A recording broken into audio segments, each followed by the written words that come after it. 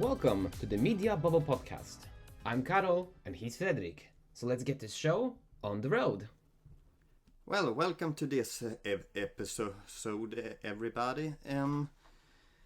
So today we're going to talk about one of my all-time favorite TV series and cartoons and everything like that, Futurama. A show that I'm very interested in. If you have seen us talk about kind of TV shows before, I would say that I am a fan of those TV shows, but Futurama is truly one of my all-time favorites. What do you know about the show, Karol? I know that it's old, that it has a lot of episodes, and that the ending loops. But besides that, I don't think I really kept track with it. Okay, so this is, I guess, kind of will be an introduction to, or for you, I guess. Yeah, I mean, besides the episode you asked me to watch, it's almost like all brand new to me. Yeah, but we'll get to that later. For now, I'm thinking of explaining certain things. So Futurama was a show created by the Simpsons creator Matt Groening and a writer for the Simpsons at the time, David X. Cohen, who created the show for Fox, and from what I can understand from a few comments that they made, it was apparently a miserable time trying to negotiate with Fox on creating the show. I mean, things haven't changed a lot since then. Right now, it's also pretty miserable if you want to pitch any new show. But because Matt Groening is the creator of Simpsons, he kind of took no shit to that. He's kind of like, no, I'm doing the show how I want to make it. Well, he made the Simpsons. Exactly. He's a powerhouse, and you don't want to disgruntle your showrunner for your longest running series, right? Yeah. One thing that I also am going to say is that the amount of seasons of Futurama is a little bit different from place to place. I'm going to talk about the seasons in the official production order, so just keep that in mind, because that might be different depending on place. But for a quick recap, the Futurama aired its first 4 seasons on Fox from 1999 to I think it was cancelled 2003, but the last episode aired 2004 if I remember correctly. And then it was cancelled for a bit of a run.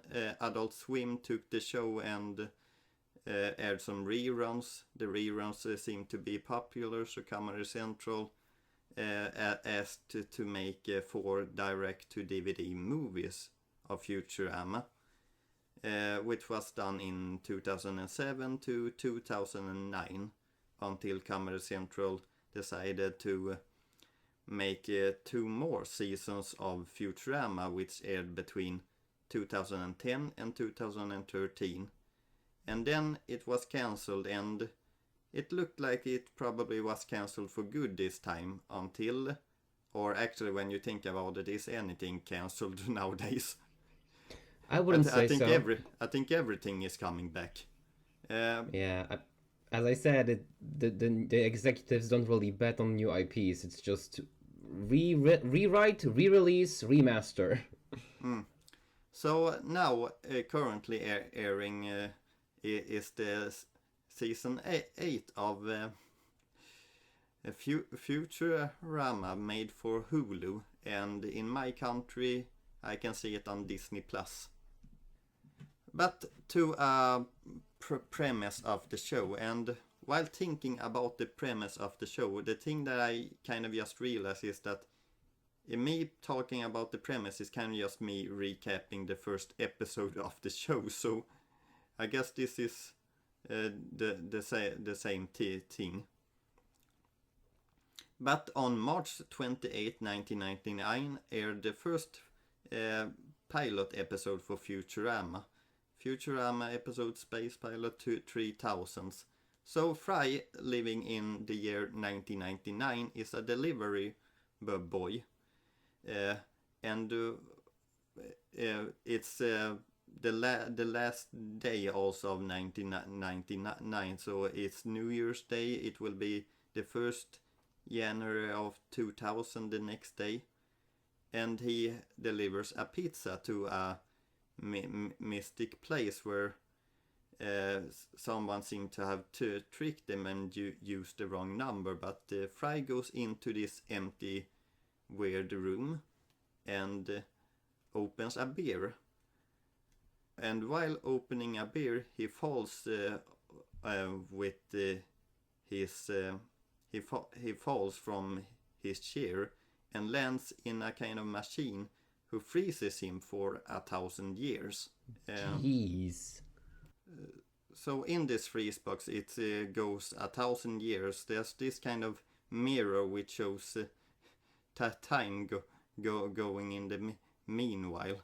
And Fry eventually gets out from this machine 1,000 years later, like 1999, and it has kind of just become also the year 3000. So Fry is in the year 3000, where he meets someone that works for that place, who is supposed to introduce people from the past to the future and give them a working ship. Because everyone, when they're born, are kind of like destined to a certain work, but Fry doesn't want to be a delivery boy, so he tried to escape from Leela, the woman who was chasing him with the ship. And while Doesn't he end up like as a delivery boy anyway? That's his job in the series. Shh! I haven't gotten to that part yet. All right. Sorry, I spoiled. So while he is escaping from this person, he discovers a few different things. He discovers that this New York is built upon an old New York. So there's an old New York below the new New York. And at the same time, he also meets up with a robot called the Bender. And he can bend. That's kind of why he was created. And at the meantime, these three characters eventually meets up. They decide that, hey, we don't really want to work in our working areas. So Fry finds our distant relative to him. And so after finding this relative, Dr. Farnsworth, he has three other ships who is given to this crew. And what he kind of Fry later kind of the discover is that he has become a delivery boy again, but this time for space mission. So yes, he becomes a delivery boy again, Karol. It's an upgrade. Delivering pizzas versus delivering space packages. I think he lucked out. Yeah, I guess it's kind of also kind of a setup of why he would be going to different planets, and I guess delivering mail is a good reason for that. I also wanted, as you said, it was a year 3000. So did the Jonas Brothers, did they get it right? Is the whole world underwater? Well, parts of the world are underwater, like Atlanta is underwater. Then they were right. That's all I wanted to know. Never really listened to the Jonas Brothers when I was younger, to be honest. Yeah, they had a song called "The Year 3000," and it's like a love song. But anyway, I'm just going off in a different direction. Let's continue. Yeah. So I'm thinking of introducing the characters that works for the Space Express Delivery Service. Okay, so the characters. We have Philip J. Fry, who is the guy from the past who comes to the future and I guess is supposed to react to everything in the future. And Fry he's kind of also an idiot, you can say. He's probably the most stupid character of them all. Then we have Leela, who kind of becomes the captain of the crew and the leader, the tough girl. Tough action girl. With one eye. Yeah. Yeah, but still has a lot of humor and charm. Let's see, Bender Rodriguez. How do you describe Bender? He's a foul-mouthed robot who loves stealing money, you can say, and yeah, he just loves money. And other things. He loves robots, I guess you can say. He seems sympathetic to them in few episodes, but also doesn't really care if he like sacrifices one of his like firstborn. Yeah, I feel like Bender is probably the character that, even if you haven't seen Futurama, you might have heard of him because he became really popular. Yeah, you've seen him on memes and on a t-shirt. You know who Bender is, I hope. We're not that old, are we? No, this show came out in 1999, so we technically have been alive for this show's whole run. Yeah, but I don't think us being babies watching this would be very good for us. Just, I mean, you didn't mention this. This show can be, it's not South Park level foul, but there are like, it's not a kids show. That's what I'll say. No, it's kind of a teen show. It's an adult cartoon show. Maybe I should have mentioned that before. Well, anyway. Then we have Dr. Farnsworth, who I guess is kind of known for coming into conversation with good news, everyone, while delivering kind of bad news, actually. And he's the professor, he's the smart guy, he's the leader of the crew, and while he is the kind of leader, he's sometimes is not that good of a leader because he sometimes don't remember the names of his crew and not really care if they live or die because it might be more hassle to replace them. And then we have Amy Wong, who is an intern or has been an intern for the company for 12 years, if I remember that correctly. And I don't know, she's kind of a normal girl, or she has very rich parents when I think about it. So she's an upper class girl, I guess, coming to intern for the professor for 12 years. I mean, sucks for her to be an intern for 12 years. That's kind of a long time. Let's see, then we have Hermes, who is an accountant for the Planetary Express. You know, he does the paperwork and things like that, make sure that things works, I guess. And he's also a former pole vault Olympian. Wait, what? What Olympian? Oh, limbo. Limbo. I was like, what is that? What is that sport? What is he doing? Oh, pole vault is a sport. It's the pole vault. Pole vault is the thing. Pole vault is the thing where they have this long stick and jumps over with that long stick. But no, that wasn't Hermes. He was Limbo Olympian.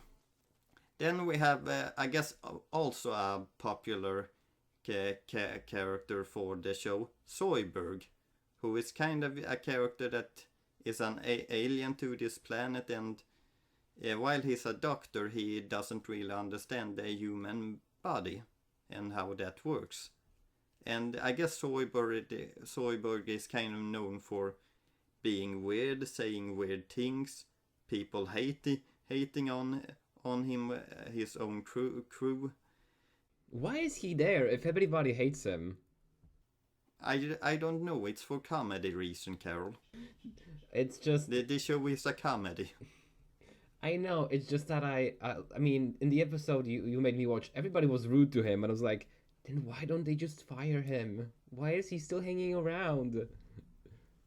Well, I think they love him deep in. That's kind to say. And then we have Scruffy the janitor, who sometimes appears in episode and sometimes says a line. Not really more to him. He's just like a punchline. He comes around every now and then and says a weird thing, I guess. He can be seen sometimes reading porn.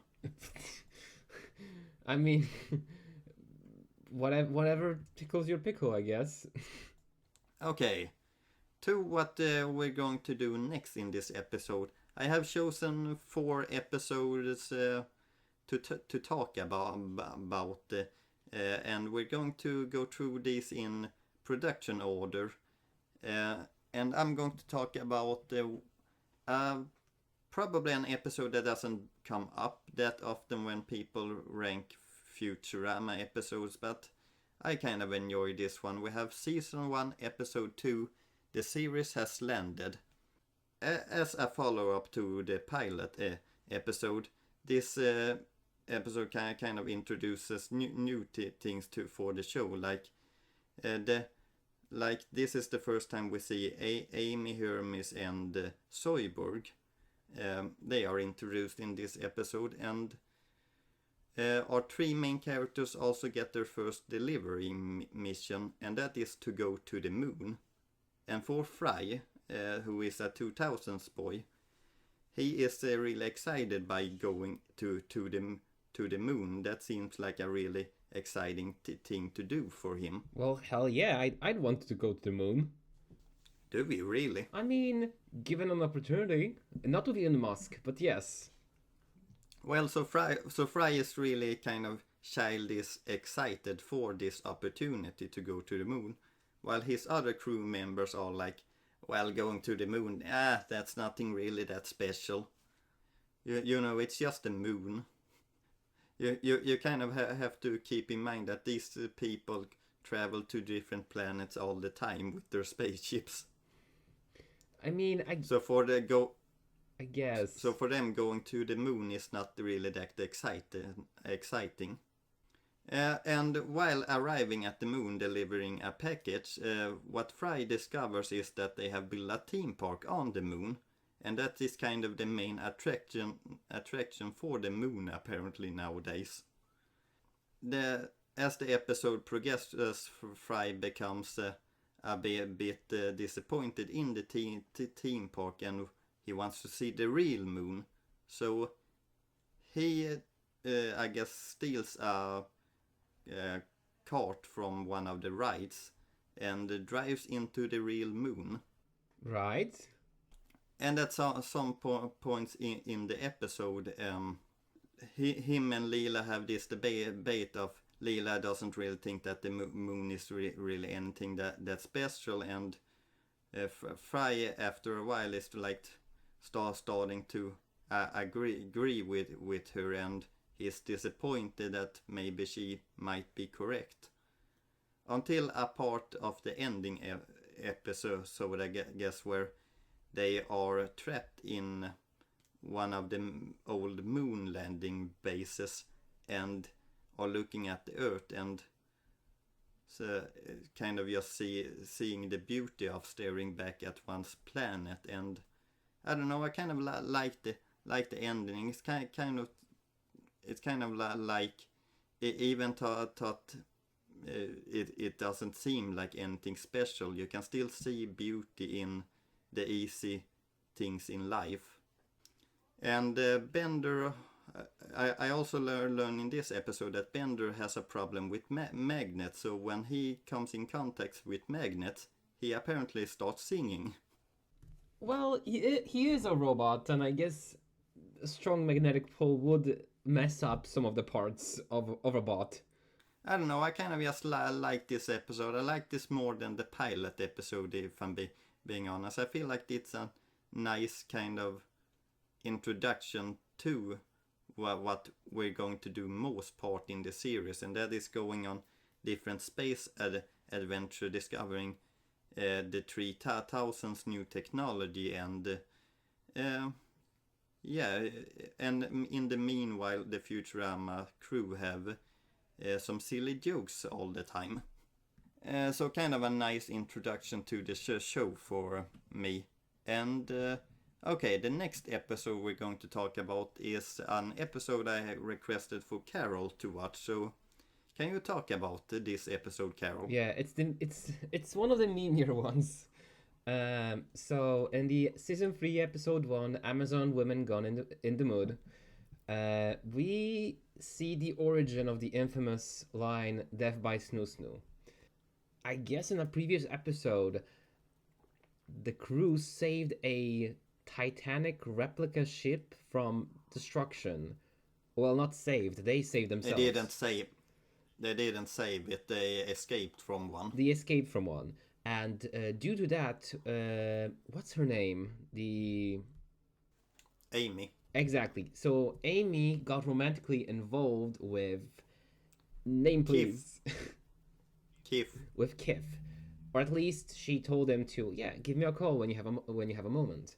And ever since then, Kif was trying to call her each and every single day and try to set up a date. But he has crippling anxiety when it comes to talking to women, or at least making this call. So it turns out that he's just breathing into the telephone and creeping her out. In the same episode, Zoidberg also gets naked. And we see that he's actually just a lobster, and he needs to buy a new shell, and he doesn't have money for that. So, back to the date.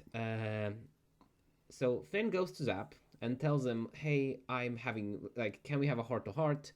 I have this girl I really like, and I want your help. And Zap, using this opportunity, negotiates a double date between Leela and name.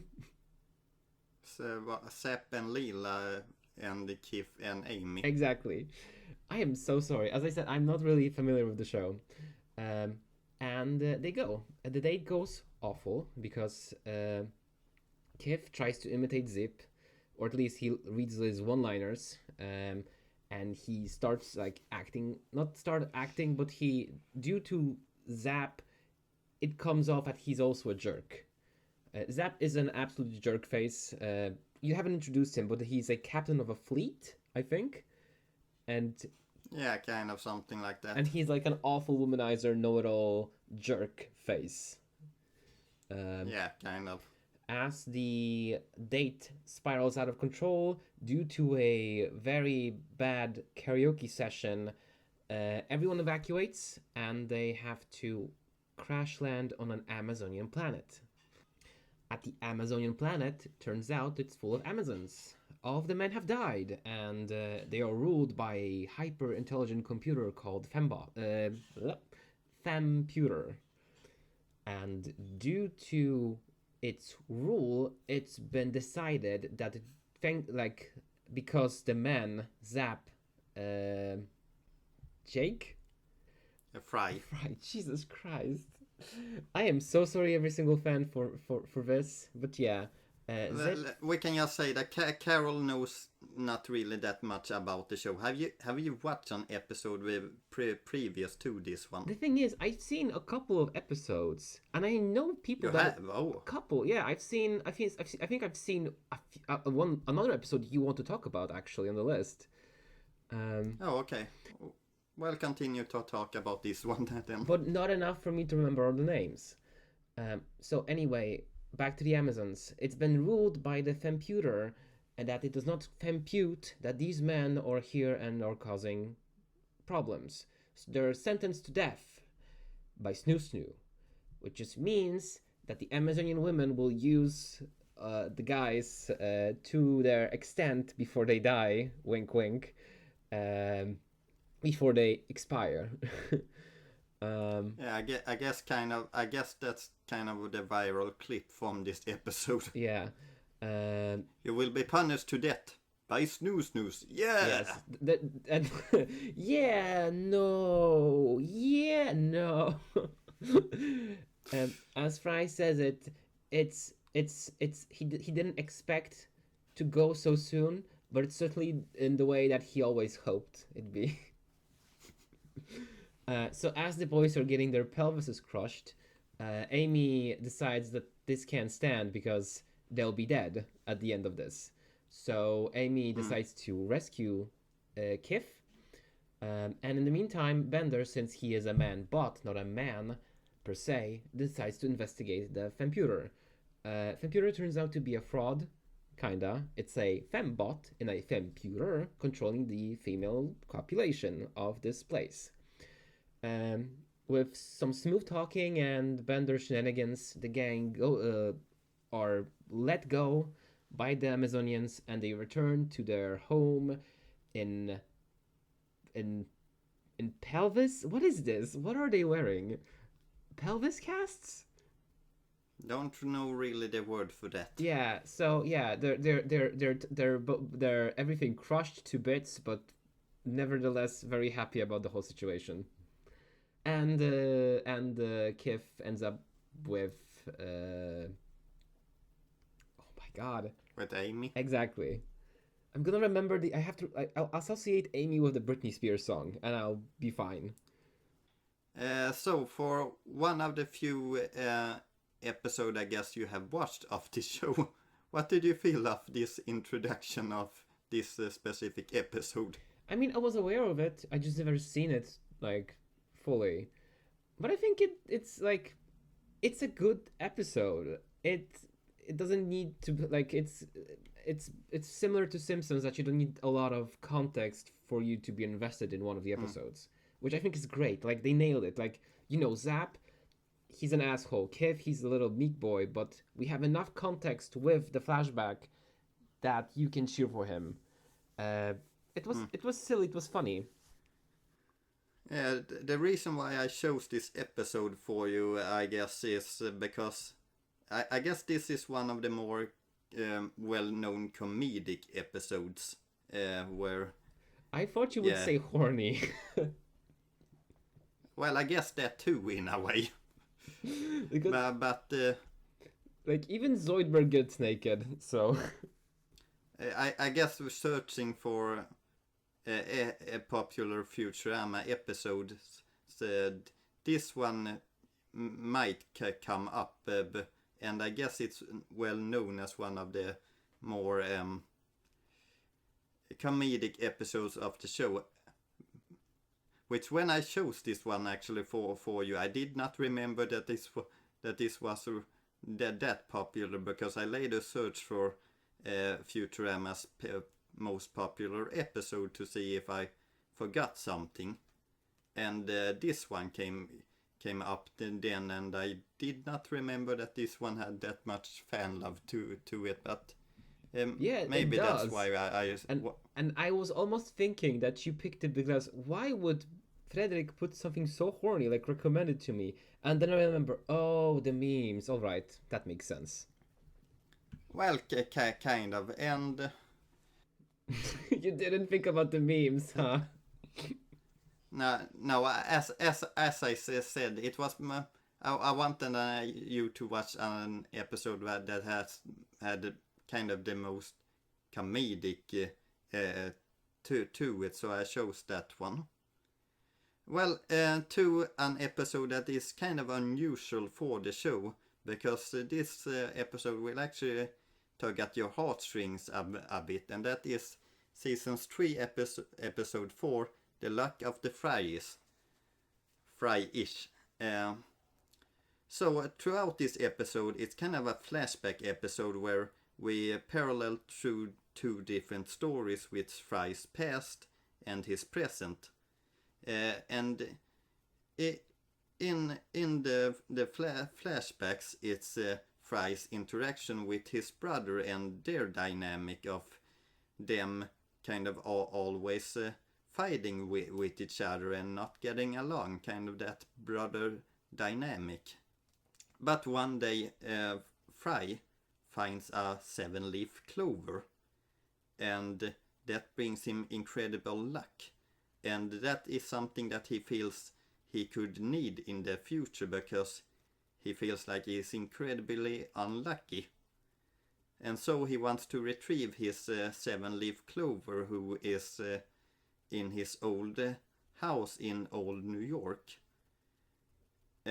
Only to discover that his 7-leaf clover isn't there anymore, and he finds this statue that looks like his brother, but the name is Philip J. Fry, and he kind of thinks that his brother has even stolen his name nowadays. He stole his 7-leaf clover, he stole his name, he stole his dream of going to space. What an awful brother I had. We never got along. And as the episode, I guess, continues, throughout these flashbacks, you also see that his brother eventually finds the 7-leaf clovers. Fry has hidden it in an old wine record of the Breakfast Club, and eventually his brother finds it on his wedding day, and while Fry is still angry at his brother for kind of stealing his dream and accomplishing everything that he kind of wanted to accomplish in life, he is trying to get his 7-leaf clover back and goes to the graveyard to dig it up, only to discover when he while he's digging up the grave, he starts to read a little bit on what is standing on the grave, and it stands to the kind of the beloved hero Philip J. Fry or something like that, and there stands named after his beloved uncle who went missing, Philip J. Fry. And what Fry kind of discovers is that this isn't the grave of his brother, is the grave of his nephew, who was named after him after his brother, after he went missing and was missed by his brother, who we also see in a flashback scene where this baby gets named, and it's kind of mentioned by the brother, who it's kind of like the brother that I miss every day. And it's an unusual episode for Futurama, because it usually is kind of just jokey future show, but this episode kind of shows a lot of heart and actually some consequences for Fry, that he left the past to be in the future. Jeez. What did you feel about that? I mean, it would be dumb of the creators not to use the distance or the time travel to pull on our heartstrings. Because, yeah, like, Fry left everything when he fell into that vat of... What was that? The time travel vat. It was kind of a machine that froze him. Yeah, like when he fell into the machine, like... So, and like, yeah, his family would miss him. I guess. Or it did. Well, his brother most of all. Like it also shown that while Fry was being born, his mother was almost uninterested in Fry being born, because it was like a sporting game on at the same time, and she was more happy about her team winning than her son being born. Jeez Louise. So at least he has his brother to that loved Well, him in a it's way. kind of like, it's still kind of supposed to be that his parents still loved him. It's just that they weren't so invested in him. I guess this also is a bit of a redcon because of this episode kind of for once it shows that Fry misses his family. While in the first space pilot episode he kind of mentioned like, all the people I have known before, I won't ever see them again. Woohoo! Well, I mean, you can attribute that to Fry just being an idiot. Like, and also it doesn't stare you right in the face when, like, there is a difference between, oh, I won't meet them ever again, and in your head, sure, but that doesn't register really.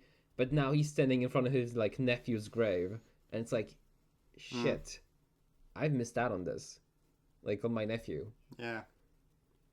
So what kind of happens is that Fry, being touched by this turn of events, he gets the 7-leaf clover off the grave, but he decides to leave it on the grave and not take it with him, as I guess he kind of feels like that more belongs to his nephew now. Yeah. Pretty sweet. And to the next episode that I'm going to talk about. Season 3, episode 7, The Day the Earth Stood Stupid, who is kind of a mocking of a film that had the name title of The Day the Earth Stood Still. Yeah, so I've seen this episode, actually. Oh, you have? Yeah. Yeah, good, because one thing about this episode is that I find it a bit hard to explain everything that happens, but let's see. Leila has a pet named, what the heck was his name? Nimrod. I think so. I think his name is Nimrod. And in the episode beginning, it's kind of supposed to show that he's a dumb pet on this kind of dog competition, where Nimrod is supposed to show tricks and things like that, but he doesn't understand any tricks. Also, there's that memeable toad is apparently also won the episode. But anyway, later on in the episode, it is brought to our attention that Nimrod isn't. He isn't just some dumb pet. No, he's actually or I guess he's kind of a protector of the Earth, who is kind of silently protecting the Earth from these creatures that are coming for the Earth, who are kind of just brains, who goes to planet, destroying each planet, because I guess they find the people of the planets dumb, and they want to destroy them for that reasons. So Nimrod takes Leela to his home planet, and it's kind of explained that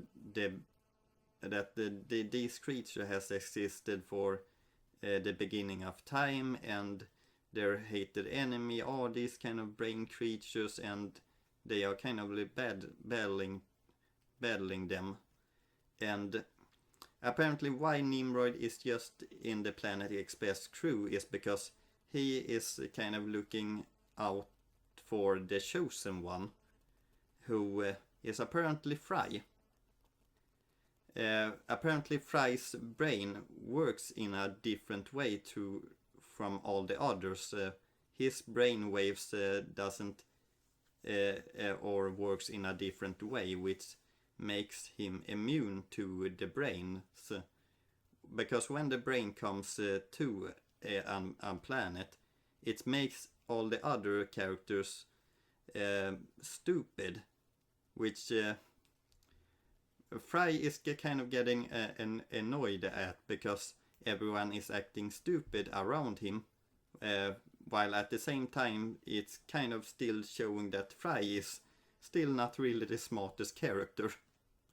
But anyway, later on Leela comes back and she is kind of tasking Fry to stop the leader of the brains, who is a giant brain. So Fry is kind of like starting to think, where would I find a giant brain?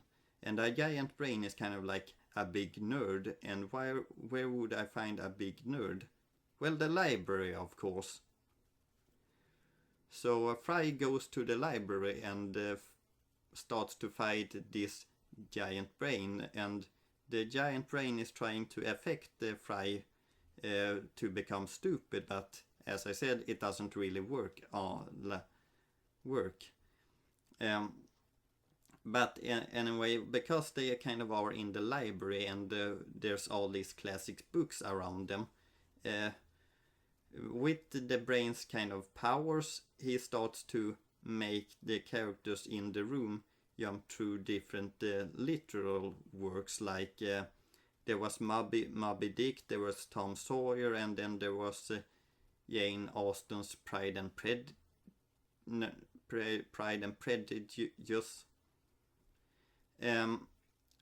So Fry gets an idea of him, if he writes his own book, so the brain reads that book, and he kind of spells that, and the giant brain, thinking he has won, just leaves the planet for no apparent reason, and that's exactly what he does. So Fry saves the planet, but because of how everything has affected everyone's brain, no one really remembered the events that has happened.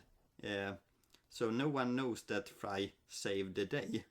No, not even Leela. She has also forgotten everything about this planet, and that Nimrod can talk and all things like that.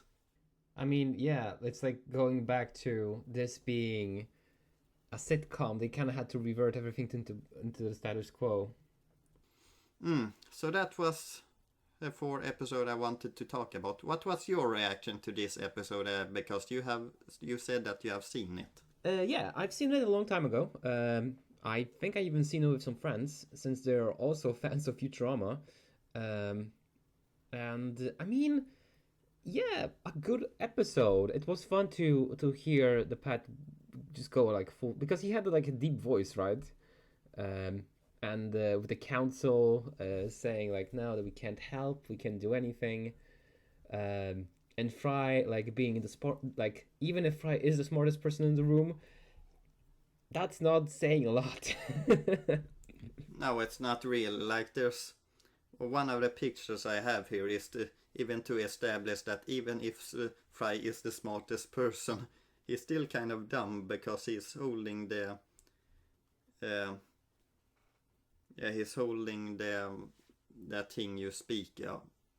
Actually, now I'm sounding dumb. the brain have affected us. Yeah, it's coming to affect us. No. Well, that was kind of an explanation of some of my more favorite episode of the show. Which I guess also is supposed to show different aspect of the show. Like we had one space adventure episode, one which was more comedic, one that was more about the heart, and one that was a little bit more of a serious topic with space invading and things like that. Yeah, it's so the show has range, you can say. Versatility is the category is versatility. Yeah, and it has a great cast too to still deliver jokes every now and then in episodes. And to a segment that I kind of took in here because of Karol's history, because Karol is a big fan of memes, and even though I'm not really that into memes, even I still know that Futurama Please, has please. really many memes made about it. Why did you frame it like this? You make me sound so old. Yeah, my favorite pastime is memes. Aren't memes hip? I mean, I'd say, I mean, the show did spawn a lot of memes, so I guess you're kind of right. Well, here's some of the more popular, and I feel like even if you haven't seen the show, you have probably seen some of these at least. Like, "Shut up and take my money" is one of the more classic all-time memes, I feel like, and "I don't want to live on this planet anymore," and Oh wait, you're serious? Let me laugh harder. And psychedelic frog? What's the name for it? I think it's just psychedelic frog. Yeah, so you know your show struck gold when just the reactions live on past the series like lifetime multiple times. Yeah, because these aren't just memes to the show, like these are just part meme culture. Like, "Shut up and take my money," for an example. That I feel like that is one of the biggest memes that has come. But anyway, I also found out that there apparently are memes that you can write your own kind of memes around the show. So I took some here, and I kind of took inspiration of our channel and made some memes from my own. So Karol, can you read some of my memes? Oh no. Alright, good news everyone, more vampire episodes are coming. No, that's just mean. Not sure if phone is broken. Aren't memes kind of supposed to be that? Didn't you say that he always comes with bad news when there's good news? Yeah, I did say that before. Not sure if phone is broken or he just sent or it just isn't texting me back. Need a new co-host, why not Zoidberg? Yike. Your release schedule is bad and you should feel bad for it. Brain stomach me eating fast food. Okay, that one to the highest right. I'm not sure if this is part of or if anyone else has done a meme about that picture, but I kind of wanted to try to make a meme on my own, so I kind of had this picture in mind. I took it and I struggled to have anything to write on it, and like before we recorded this episode, I kind of just was like, okay, I need to write something, so I kind of just wrote, "Me eating fast food, brain versus stomach." I mean, these are quite alright. I think you nailed it. Oh, thank you. Like, memes are kind of supposed to be a reality blended with humor, I guess. That's kind of what a meme is supposed to be, right? Yeah, they are. I mean, as I said, you nailed it. You really did. But I see that you have one more slideshow left. Yeah, I still have some slides left. Like, I'm just going to briefly talk about some of the more I guess an introduction for some of the more well-known episodes of Futurama. So, so we have season 1, episode 10, "A Flight to Remember." This is the Titanic reference episode, and kind of the only reason why I have brought this episode in here is because this is kind of the episode where it kind of is starting something with Fry and Leela, that there's hints about their romance that will develop later on. Then we have season 2, episode 4, "Xmas Story." It's a Christmas episode, but it's a Christmas episode in the year 3000s, where people aren't really that big a fan of Santa, because he comes, because this robotic Santa comes to the homes and try to kill everyone. That sounds like something out of Night Vale, honestly. And we have season 3, episode 19, "Roswell That Ends Well." So the crew travels back in time, and Fry meets his grandpa, and I guess he accidentally has a part of killing his grandpa. And at the same time he hooks up with a girl from the past, who it later turns out is his grandma. So he is his own grandfather. Yeah. Then we have season 3, episode 20, Godfellows. While floating in space, Bender is hit by a comet. And from that comet, there starts to bring life on Bender's body, and Bender kind of becomes a god for these tiny creatures living on him. Then we have season 4, episode 2, Leela's homeworld. We kind of discovers Leela's past and where she's come from, because her alien species isn't that well known, and I guess we kind of get to know that she's, or maybe I should not tell you that much, but we get to know about Leela's past. Yeah, I think I know where she's coming from. And then we have season 4, episode 7, Jurassic Park. While in a museum, I guess Fry finds the remaining of his old dog, and while trying to kind of get his old dog back to life, Bender becomes jealous and tries to kill the remaining, but Bender eventually fails. And for Fry later on, when he has the choose from if he wants to bring his dog back to life or not, chooses to not do it, because the dog had lived a lot of years after Fry had left, and Fry didn't think that the dog would remember him. But I think the very last scene of the episode is kind of a scene as the dog tragically has been waiting for Fry all these years after he left. And then we have season 4, episode 18, The Devil Hands Are a Little Playthings, where because Fry's hands can't really play music, he makes a deal with the devil that switches the devil's hands with Fry's. So now he is able to play music, and he's trying to impress Leela with this music, and that is kind of the premise. And then we have season 5, episode 1 to 4, Bender's Big Score, which was originally a straight to DVD movie.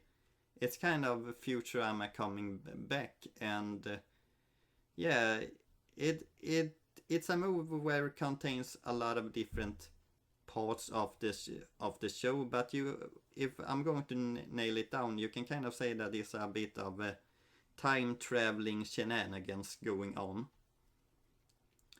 Then we have season 6, episode 7, The Late Philip J. Fry, where Fry, Bender, and Dr. Fainsworth is traveling through time with a time machine. The problem is just that the time machine can just go further into time. It can't go back in time. And then we have what used to be the final episode of the show, season 7, episode 26, Meanwhile, which kind of shows that the time had stopped, and everyone around Fry and Leela are frozen in time. So Leela and Fry kind of romantically live their lives together before Professor Fainsworth comes in the end of the episode and says that he can take them back to the moment where they were frozen in time. So they kind of agree to do that and live their life together once again. Oh, okay. So that explains why people say like you can start like after the ending you can start watching from anywhere because like they go back to the moment before they were frozen, right? Yeah, All right. and that kind of leads us to what is currently season 8 or season 11, I guess, depending on the order. And currently, as we're recording this video, there has been released 3 episodes of season 8 of the rescued show Futurama that is on Hulu. Or Fulu.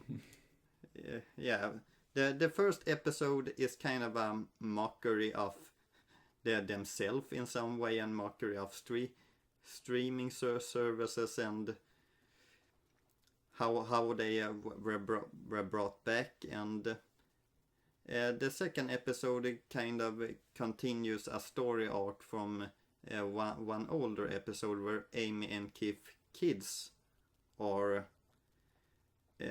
reunited with them. And then we have How the West Was 101,001, which is a pun of an old classic movie which called How the West Was Won. And yeah, these 3 episodes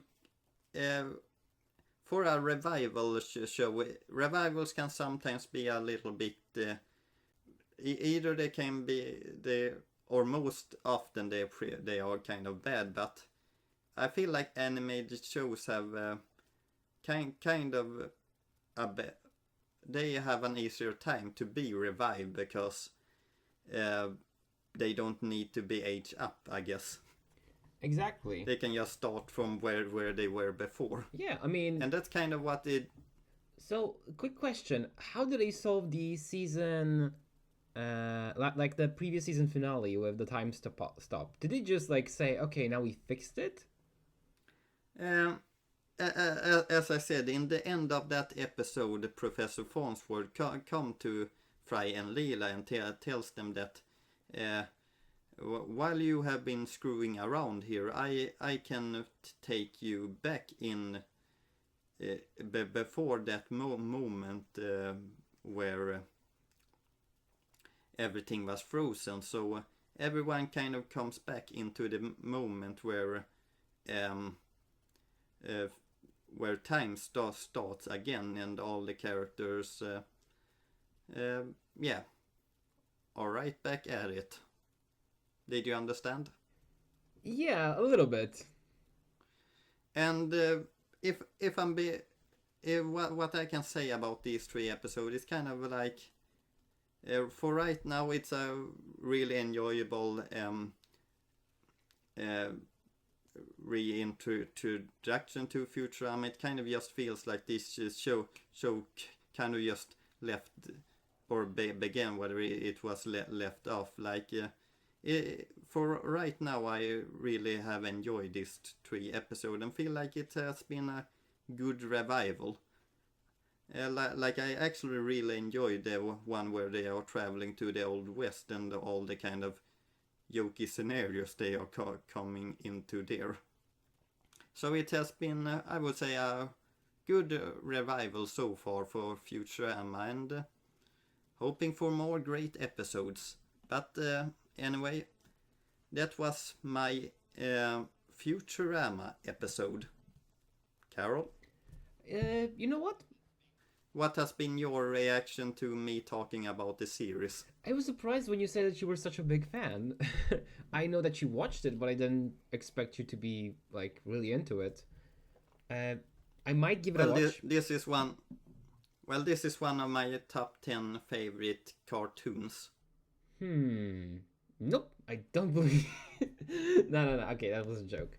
But yeah, I mean, it was interesting to hear you talk about it, and I think you left out like you piqued my interest enough. Maybe I will check some other episodes when I have time. Okay, so let's end this episode then, I guess. Yeah. So everyone, again, thank you all for listening to this episode of our podcast. It means a lot if you subscribe or follow or hit that button with passion. And thanks to Jahzzar for intro and outro comedy. See you again soon and have a wonderful day. Goodbye!